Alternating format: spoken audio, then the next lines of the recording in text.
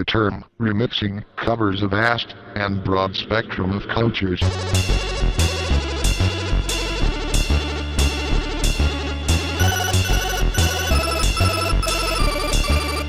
term remixing.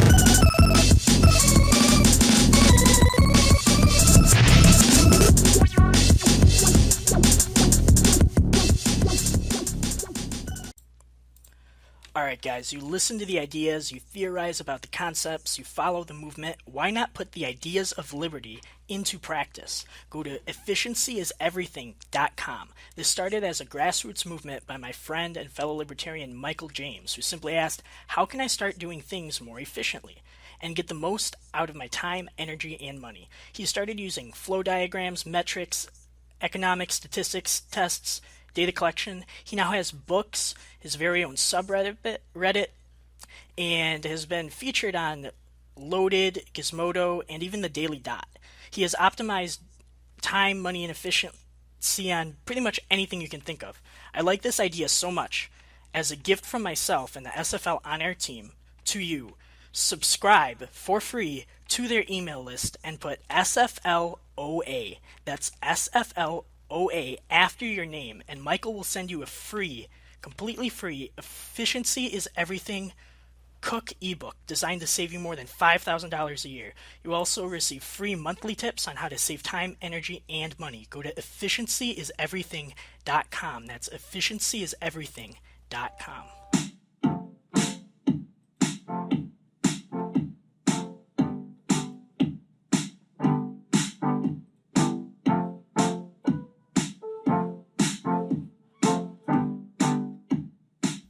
Alright, well this is SFL on air. This is our very first episode, and we're just going to dive into the semantics of the show. I'm Austin Mulka. I'm Ollie. And we're going to just be talking about today why we're in the liberty movement, what our passions are, things we like, and why we got into podcasting. We have our friend Grant with us today.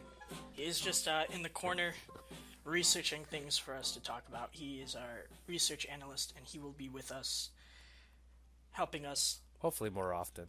Talking about things. Alright, so let's start with why you got involved with the liberty movement. I like the cause. I mean, it also gives me a chance to really, express my ideas in a way that I never got to before, because we get to podcast. We get to talk to a bunch of other people that we never had the chance to talk to in the first place, and also we get to we get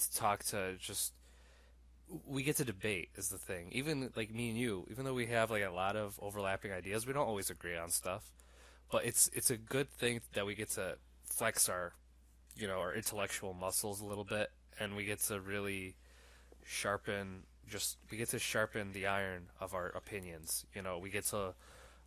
We get to put our opinions through a pressure cooker. And that's the reason why I really wanted to do a podcast like this and really be a part of the liberty movement in the first place. So what about you? Yeah, I think that's a similar thing to me. And it's very similar. I like to use the Alexander Hamilton and Thomas Jefferson and the John Adams argument, where Alexander Hamilton and Thomas Jefferson were so ideologically opposed. Federal bank, nationalism, it was Federalist versus Anti-Federalist. They were so opposed. More opposed than even Trump and Hillary. They just disagreed on really, really core things. How big the government should be, whether or not we should have a federal bank or not, how much control should be in the states. One was almost a quasi-anarchist, and one was a statist. And they got along. They discussed their ideas, they had intellectual battles. It got heated sometimes, but they lived together in a society mutually and drafted a document that they could both live under. They both could feasibly live under that document. And John Adams, of course, and Thomas Jefferson were best friends. And Thomas Jefferson has that quote, I've never considered a difference or a disagreement in religion or politics to be a reason not to have a friend. Yeah, I think it's a great quote. I really like how the founding fathers They weren't perfect, but they had a lot of great ideas. I think if we did that with more a diverse group, like redid the Constitution, except instead of all white males that were kind of high up, we did the same thing with different diverse people and put them all together and forced them to co-align a constitution type thing, we'd come up with a pretty similar document. Problem is that not everybody has the same values. Like the values that you would hold dear in the Constitution, and then other values you wouldn't hold dear in the Constitution. Somebody might have the exact opposite view of you, where it's like, oh no, I like Amendment 1, 2, and 3, but I don't like Amendment 4, 5, and 6. And then other people are like, no, I like 4, 5, and 6, I just don't like 1, 2, and 3. Yeah, but they got it done. Well, this is going to be an alt-right episode. We're going to have like an hour of content just on the alt-right, because everything that went on with Milo and Richard Spencer and all of that, we're going to get through all of that. Yeah, so let's just start out with Milo. He's in a tough spot. Seems to be having some hard times right now. Yeah, after the whole pedophilia thing happened, where he was Philip DeFranco. He kind of described it best. He's a YouTuber, and he when he would always talk about young men and being with older men in relationships. He almost sounded like he was more of a rape victim than a person that he's not a bad person. I don't think he's a bad person. He's just a bit troubled, it seems like, when he has these weird views on younger men being with much older men, and it seems like more of an issue he's dealing with than when it comes to how he thinks about all people, yeah, and younger men and older men and stuff like that. Because it's whatever. Here's the thing. It's not the worst. I don't want to defend Milo. Of course, I don't agree with him either. But I shouldn't say I don't want to defend Milo, because I want to be fair. So if he's deserving of defense, he should be, and if he's deserving of criticism, it should be. And I think that says a lot. If I'm criticizing someone in an intellectual way, and I'm not just saying you're a racist or you're a fascist, it should be a compliment to them, because they're worthy of a legitimate criticism. This is a morality type of thing, and a lot of morality, the underlying theme of a lot of morality is empathy. Sam Harris talks about this. Why, when I crush a rock into a million pieces, do I feel less wrong than an ant or a giraffe or a cat or a dog or a human? And it's because I'm able to empathize with the pain or the suffering. I feel like the cat has the ability to experience a greater degree of suffering than the rock or the ant. So if you're put in situations that are very terrible, like Milo was in, you're going to have a greater degree of empathy for those types of people because you experienced it. You understand it a little better.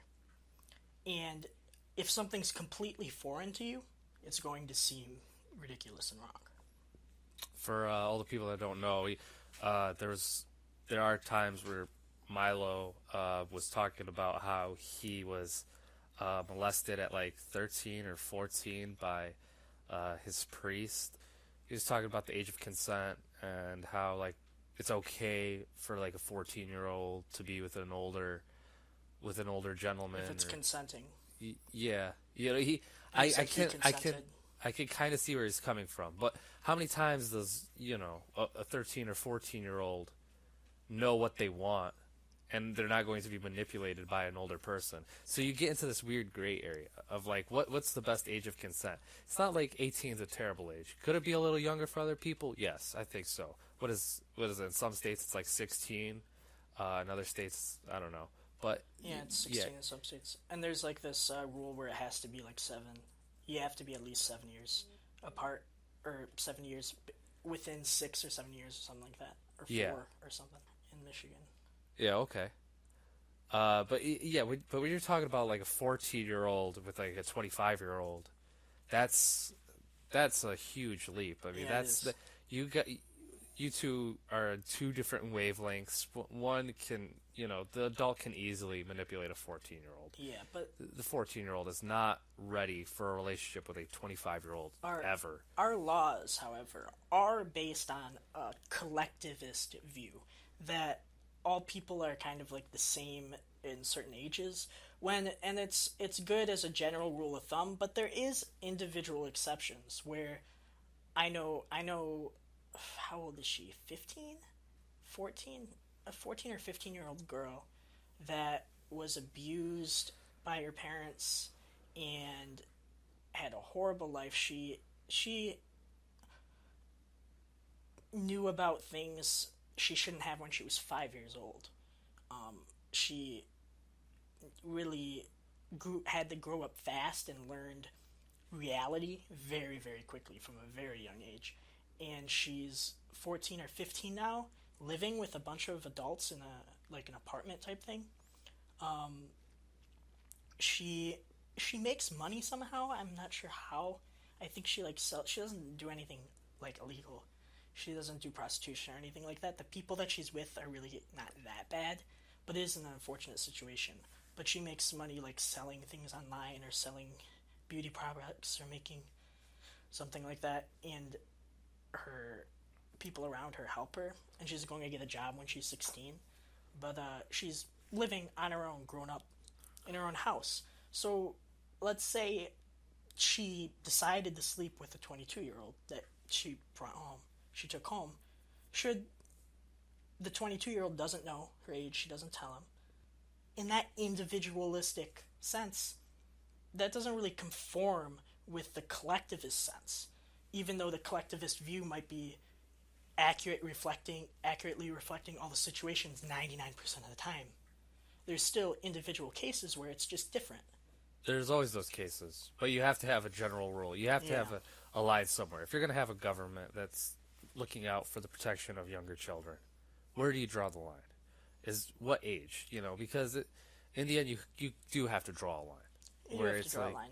But I think that's what the judges and court systems are supposed to be for, is kind of pragmatically looking at individual cases and saying, oh, you don't align here.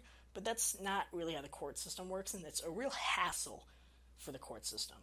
I think it would be better if judges were kind of more like psychologists in a way, where they really look at the person and look into the person and have a 1 hour meeting or 2 hour meeting privately discussing the situation. Yes, judges have final say on what happens in like a statutory rape case. Listen, Yeah.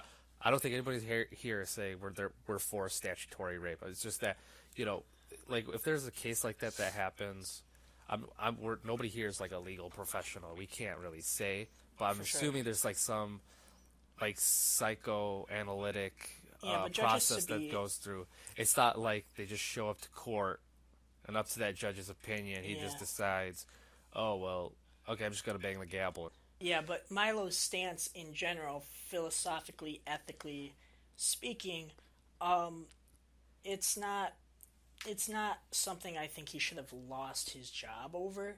The reason he lost his job is because he said pedophilia. You can't say pedophilia.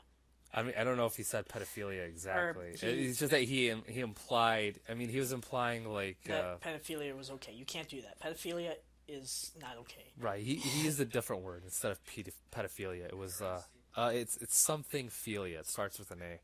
Okay. He made a whole Facebook explanation, like a whole Facebook post. Yeah, but you can't be wishy-washy on that. You can talk about how theoretically, but you can't just say like, yeah, I think it's okay if men can be with younger women. No, the most you can say is there's some rare individual cases where it might be okay in some gray area. So the most you can say.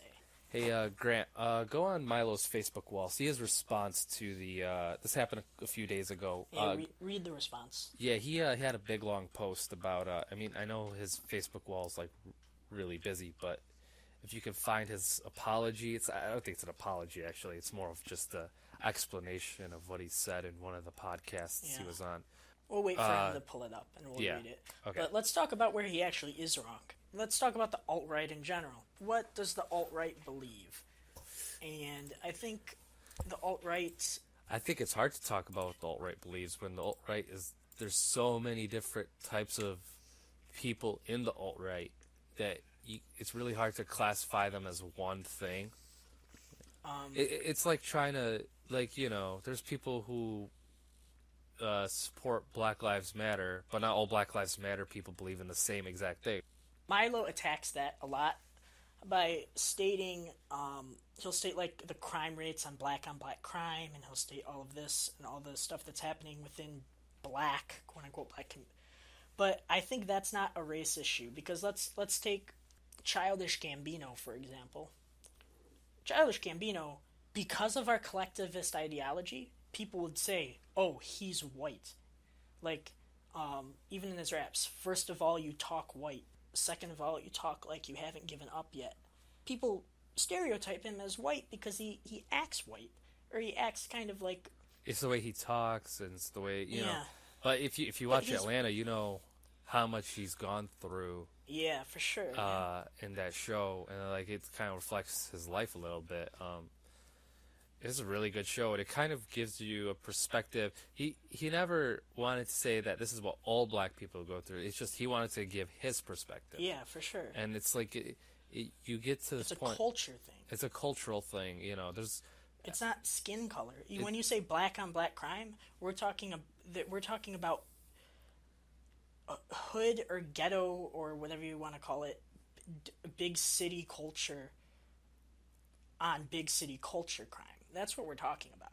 If you took all those African American black people's babies, okay, and put them in Sweden and grew them up and raised them there, and took all the white people and put them in the hood and from babies and rose them up there, you would see the same thing. You know what I mean? It wouldn't. Right. It's a byproduct of your culture. It is a hard subject to talk about. It's also tricky. I think it's not There's so black and white. I think it's. I think there's there's cultural issues among all people, and then that's something that has to be dealt with. But you can't you can't turn a blind eye to it and just be like, oh no, you're just being racist when you're saying there's a cultural issue. It's not necessarily the case. There are cultural problems among all cultures. Yeah. It's especially when you're talking about cultures that have a lot of gang-related activities.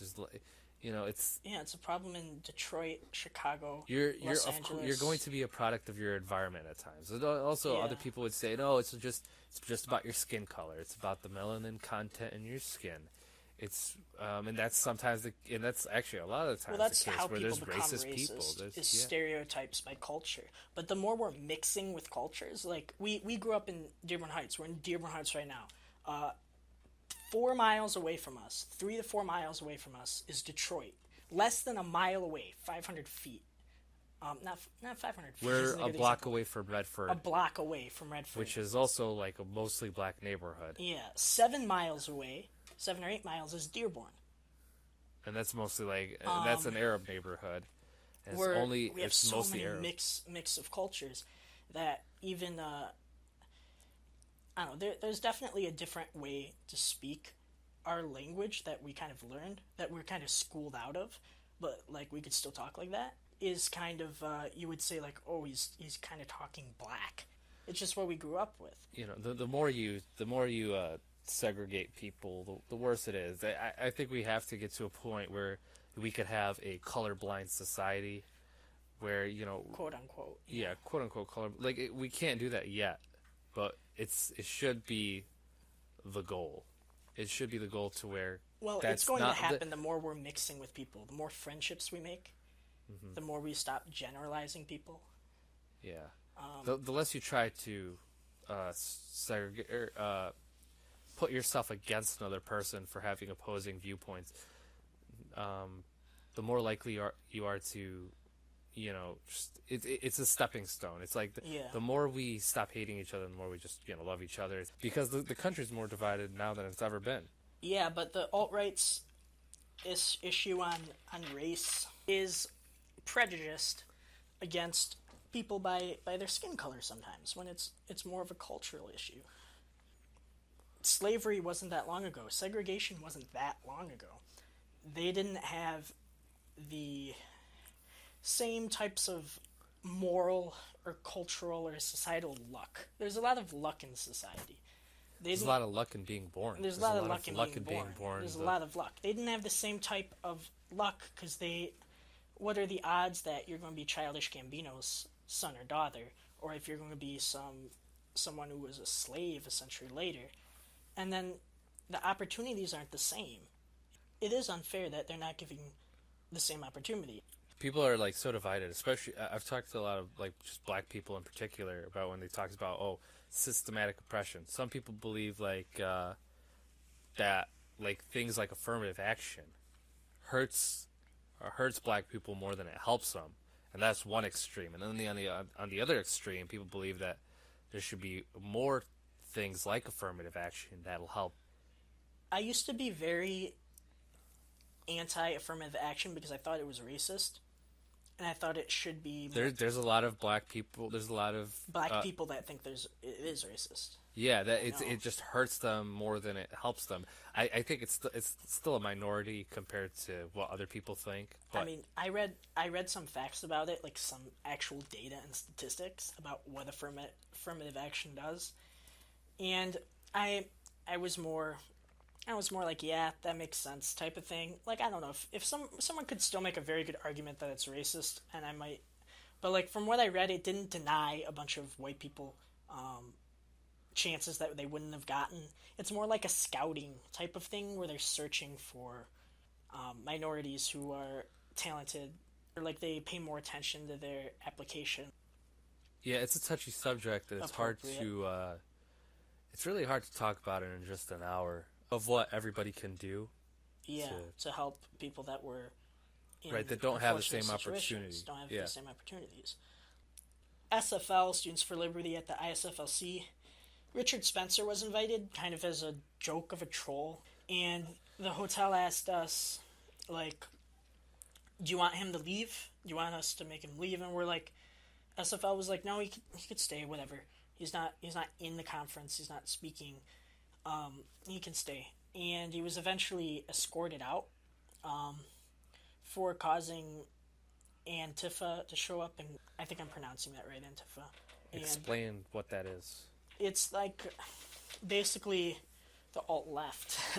they don't like white culture. You know what I mean? They're racist against white culture or white people, and they've said things like white people shouldn't breed, things like that. And Richard Spencer is more of a white nationalist. He likes white culture. So he got kicked out by the hotel, I think, for causing commotion. But we never said, like, we never silenced him. We have to be careful of what we say is promoting violence, because everyone kind of says that, like, oh, they're fascist, they're fascist, they're fascist. Like, kind of everyone thinks that their ideas promote violence, so it justifies them using violence, you know what I mean? Right. If you can label your adversary as a dangerous person, you justify your actions of violence towards them. Or if you can take an ideology and say they're doing bad things, so we can retaliate by doing bad things to them first, I don't think that's true. And even if they promote violence, it's not the same as actually doing violence. You can criticize them for promoting the violence, and you can say that's ridiculous, which is what I'm saying with Richard Spencer, because what he would want would have to be a violent movement. The Liberty Conservative or whatever came out with an article saying, like, we didn't let Richard Spencer speak, and he never asked. We probably wouldn't have given permission. But it's not like he just showed up because someone in the movement invited him, and the person in the movement never asked permission from anybody higher up to do it. He never did any of that. So we said whatever, he can stay, and then the hotel eventually kicked him out. But we said we denied him free speech, and he was kicked out. But CPAC, okay, very conservative organization, basically the type of conservatives who would have been criticizing ISFLC for what happened to Richard Spencer, even though we didn't do anything.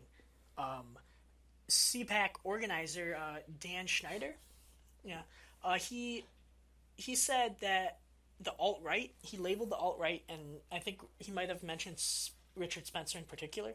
Was Richard Spencer, taken out of CPAC? He bought a ticket and they kicked him out. And Dan Schneider said that the alt-right are racist left-wing fascists. Racist left-wing fascists. And that's coming from CPAC. That's coming from a very conservative group that are calling the alt-right racists. Grant has found. All right, they found the Milo thing. Yeah. So what happened was he after all that happened, he put out a response saying, between the ages of 13 and 16, 2 men touched me in ways they should not have. One of those men was a priest. My relationship with my abusers is complicated by the fact that at the time I did not perceive what was happening to me as abusive. I could look back now and see that it was. I still don't view myself as a victim, but I am one.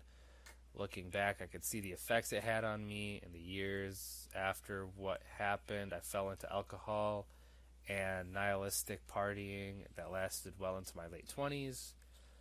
My experiences, I scrolled down a little bit, but my experiences as a victim led me to believe I could say anything I wanted to and on this subject, no matter how outrageous. But I understand that the usual blend of British sarcasm, provocation, and gallows humor might have come across as flippancy, a lack of care for other victims, or worse, advocacy. I mean, I'm horrified by that impression. He says down here, I do not advocate for illegal behavior. I explicitly say on the tapes in a section that was cut from the footage you have seen, I think that the current age of consent is about right. Quote, about unquote. right. Yeah, quote unquote about right. About right. I do not believe any change in the legal age of consent is justifiable or desirable. So, okay, he sounds more like that. Yeah, that's exactly. Maybe what take I out thought. the word about. Edit that post right now, Milo. Take out the word about. Do you think that it's wrong to murder 5-year-olds? And that's about right. Yeah, he's like, I do not believe sex with a 13-year-old is okay. When I mentioned the number 13, I was talking about myself and the age I lost my own virginity. Yeah, it's just a tough subject, you know. For sure. For him to talk. Yeah, he's. It's about right. I'm about right. But yeah, it's a log post. You guys can look it up yourself. I mean, it's probably right about that when he We'll says have about both right. links It's to it, just maybe. the social stigma. He needs to be very careful. But yeah, as I was saying before, like people in cities, they might be more inclined about not overpopulating and being more open-minded about other people, not as cautious, having a more open to experience type of thing.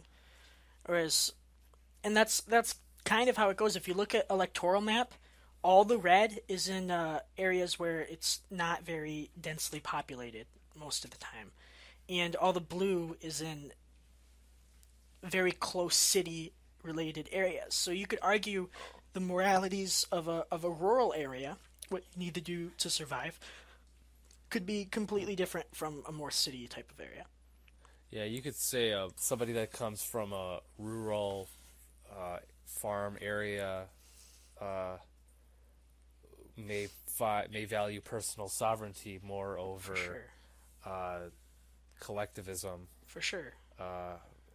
Where in places like people who are in liberal, cities, they'll have more of the idea of collectivism and working together to achieve goals that they need done.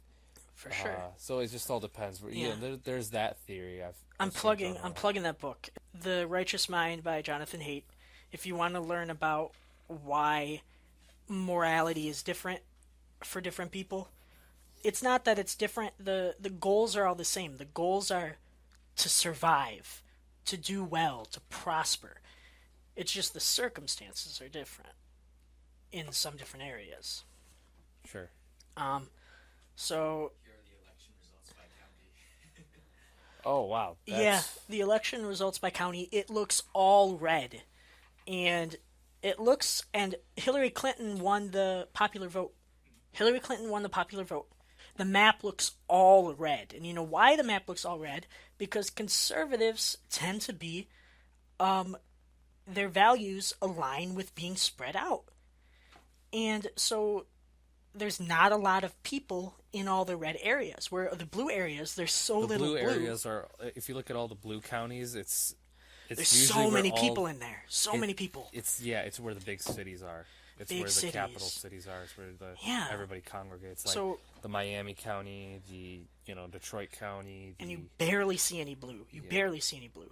No. In the county with the big cities, you'll see all blue. Yeah, it's all blue, but it's just It's like, small yeah, because there's so many people in that small they're area. all condensed in that small area, of course. Yeah. And some of those cities are very prosperous and doing well, and some of them are not so much, because it is harder to live in a community.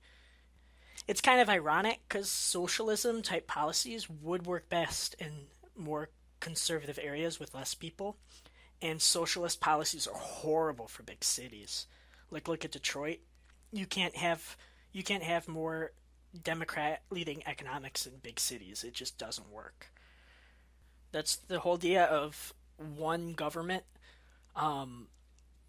mass producing the moral values and economic traits of 300 million people, 350 million people. What's our population at? Of all these people, it's ridiculous. It's absurd. It doesn't make any sense whatsoever. But, I mean, generally freedom is the best option, though. If you're going to pick something, the more free something is. Yeah, that's true. It's a matter of how much control do we want our own government to have over its citizens. How much that's a debate that people still have to this day. Even though we're really prosperous compared to this is the most prosperous we've ever been in the history of ever. Okay, we've been safer than ever. Safer than ever, true.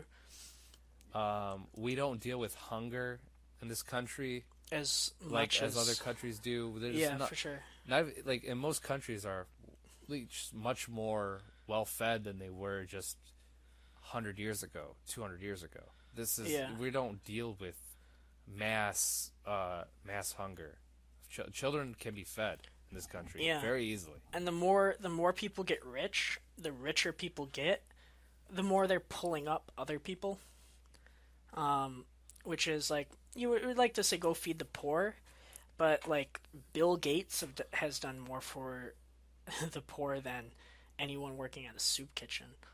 I think there's things that are practical that actually help people, and then there's things that make you feel good about yourself.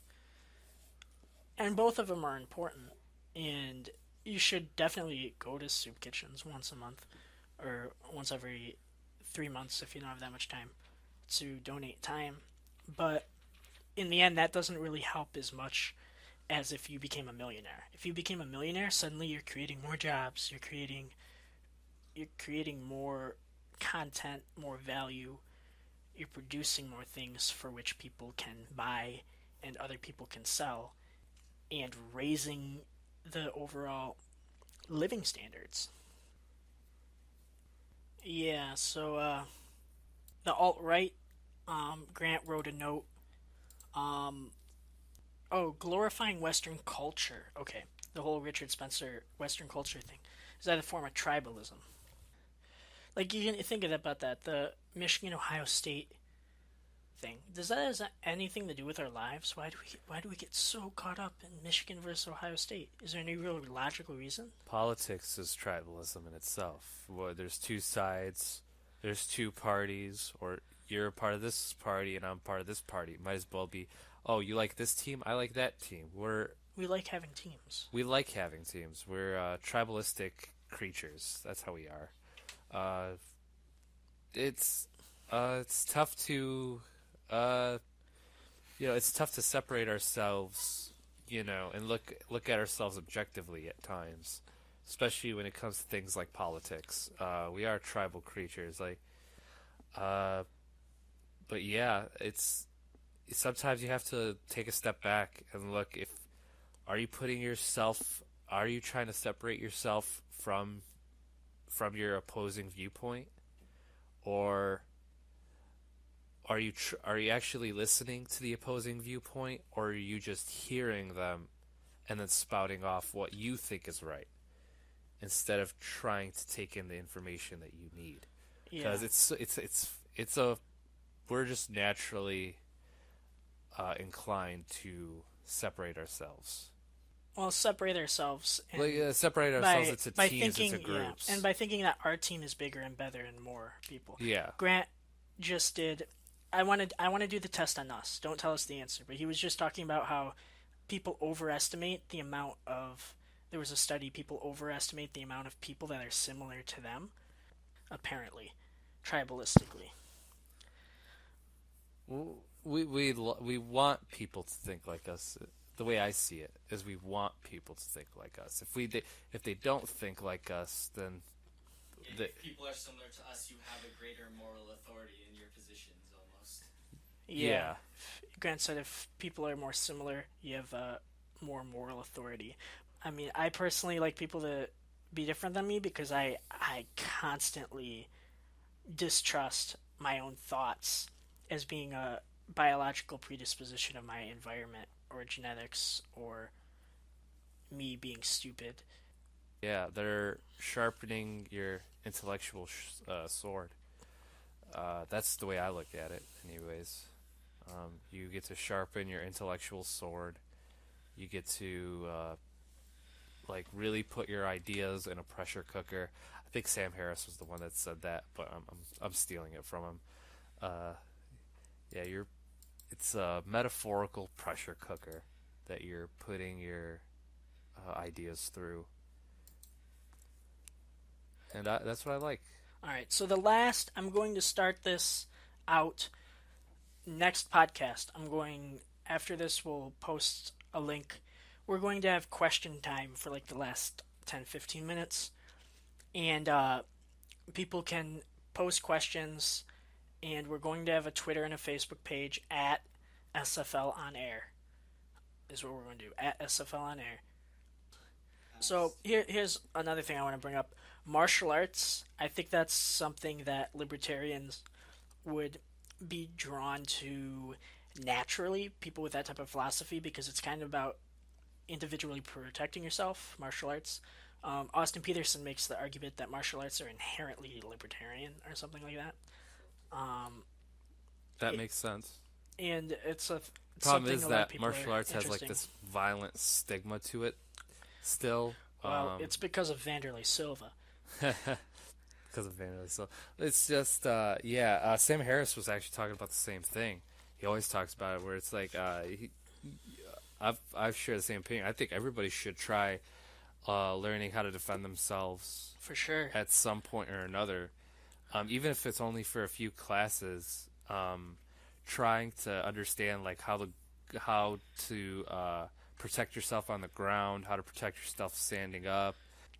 We could talk about that, and we'll take questions, anything you want. Mostly, we might skip some really stupid questions.